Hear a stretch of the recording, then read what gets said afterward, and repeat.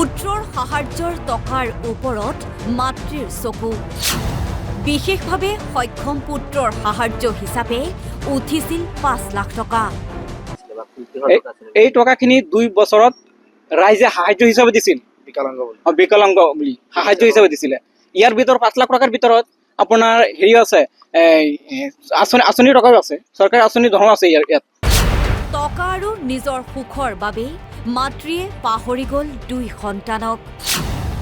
এগৰাকী মাতৃ ইমান নিষ্ঠুৰ নিৰ্দয় হ'ব পাৰেনে? এজন মাকে কেনেকে কৰিব? আমাৰ তাত ভিডিঅ' ফুটেজ আছে, আপোনাক মই দি আছো, ভিডিঅ' ফুটেজ দি আছো, ফটো দি আছো। কেনেকে পাৰে এজন মাকে কেনেকে এনেকুৱা অত্যাচাৰ কৰিব? এইজন ৰছিদুল হক, ঘৰ নগাঁৱৰ জুৰিয়াৰ ধিংবৰী চাপৰি গাঁৱত। এইগৰাকী ৰছিদুলৰ পত্নী, দুয়োৰে আছে ২টি সন্তান। পুত্ৰৰ বয়স ৫ বছৰ, কন্যাৰ বয়স ৩ বছৰ। পুত্ৰ সন্তানটি সৰুৰে পৰা বিশেষভাৱে সক্ষম। পুত্ৰৰ সাহায্য হিচাপে উঠিছিল ৫ লাখ টকা। সেই টকাত চকু পৰিছিল পাষাণ মাতৃৰ। মাতৃৰ পূৰ্বৰে পৰা পৰপুৰুষৰ সৈতে আছিল প্ৰেমৰ সম্পৰ্ক আৰু ২ সন্তানক এৰি পুত্ৰৰ সাহায্যৰ ৫ লাখ টকা লৈ পলাল মাতৃ। সেই টকাৰে প্ৰেমিক মুবাৰক আলীৰ সৈতে মাতৃয়ে গঢ়িছে আন এখন সুখৰ সংসাৰ। পত্নী নোহোৱাত এতিয়া ২ সন্তানক লৈ স্বামী ৰছিদুলৰ হাহাকাৰময় অৱস্থা। টকাৰ অভাৱত পুত্ৰৰ চিকিৎসা কৰিব পৰা নাই স্বামীয়ে। অৱশ্যে ন্যায় বিচাৰি আৰক্ষীৰ কাষ চাপিল স্বামী। তাৰমানে মোৰ ৱাইফজনী আজিৰ পৰা প্ৰায় ১ বছৰ আগত দুটা ল'ৰা ছোৱালী, এটা বিকলাংগ ল'ৰা হয়, ৫ বছৰীয়া ল'ৰা।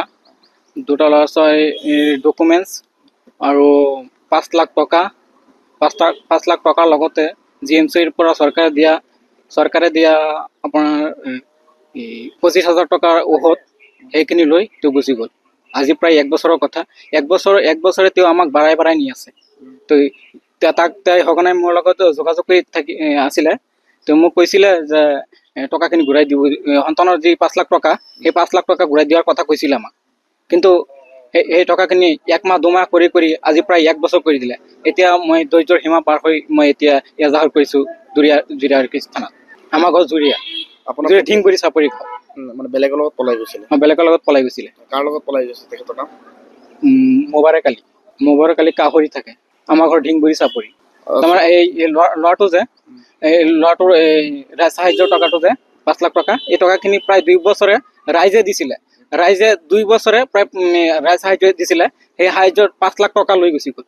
আৰু লগতে ডকুমেণ্টছবিলাক মই তেওঁক খুজিছিলোঁ, বাৰে তেওঁক আপত্তি জনাইছিলোঁ যে যিহেতু তোৰ গিৰিয়েক আছে, এতিয়া সন্তানৰ ডকুমেণ্টছবিলাক দি দে। এই ডকুমেণ্টছৰ কাৰণে মই এতিয়া বিভিন্ন ধৰণৰ আঁচনিত নাম দিব পৰা নাই, বঞ্চিত হৈ আছোঁ। তাৰোপৰি ২৫,০০০ টকাৰ মেডিচিন, যি মেডিচিনৰ কাৰণে এতিয়া ল'ৰাটো বাৰে অসুস্থ হৈ আছে। এতিয়া আমি সাধাৰণ চিকিৎসা কৰি কোনোমতে আমি হেৰি কৰি আছোঁ কেঁচুৱাটো। লাওখোৱাৰ পৰা আব্দুল হান্নানৰ report, Assam live 24 NB news.